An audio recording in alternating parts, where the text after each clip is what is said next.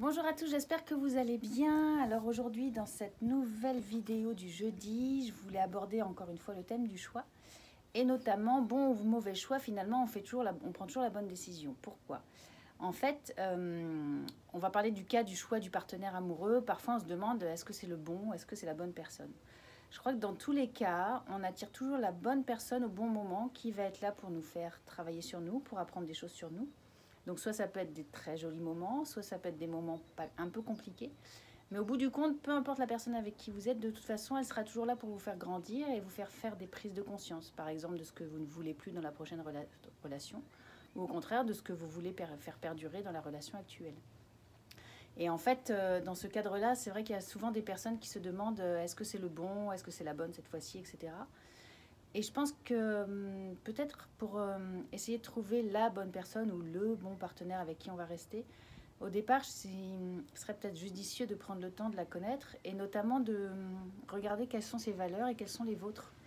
Ce que j'entends par valeur, c'est vraiment les choses fondamentales auxquelles vous tenez. Par exemple, si vous êtes quelqu'un qui adorait votre liberté, n'allez pas vous mettre avec quelqu'un qui est fusionnel et qui choisit des relations fusionnelles, ça risque d'être compliqué. Ou alors, vous êtes aventurier, vous adorez bouger, etc. Et la personne sur laquelle vous avez jeté votre dévolu est casanière et n'aime pas bouger. Alors, c'est sûr que tous ces petits contretemps, les 3 premiers mois, on y voit que du feu, c'est pas grave. On se dit, ça va passer, on va s'arranger, on va trouver un terrain d'accord, d'entente. Peut-être que je vais changer, peut-être que la personne va changer. Mais en fait, si ça touche vraiment des valeurs intrinsèques de qui l'on est et de ce dont on a besoin, si vous êtes très famille et que l'autre personne ne l'est pas, il faut se dire que forcément, au bout d'un moment, au-delà des 3 premiers mois, qui sont en général les mois de passion, ça va poser problème. Donc voilà, peut-être prendre le temps, quand vous rencontrez quelqu'un, d'identifier quelles sont ses valeurs. Prenez conscience des vôtres aussi, de quoi vous avez besoin pour vous sentir bien dans une relation. Est-ce que c'est de liberté? Est-ce que c'est d'une relation fusionnelle? Est-ce que vous avez besoin de voir vos proches? Est-ce que vous avez besoin ou non? Est-ce que vous êtes sportif? La personne ne l'est pas du tout. À un moment donné, ça risque aussi de poser problème. Voilà, enfin, identifiez vraiment de ce dont vous avez besoin, de ce que vous recherchez dans la relation.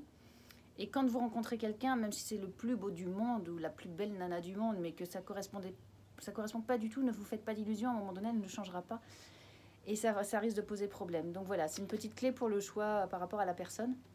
Et quoi qu'il arrive, de toute façon, ce que vous aurez à vivre sera pour le meilleur, puisque ça vous permettra de mieux vous connaître, de savoir ce que vous voulez, ce que vous ne voulez plus.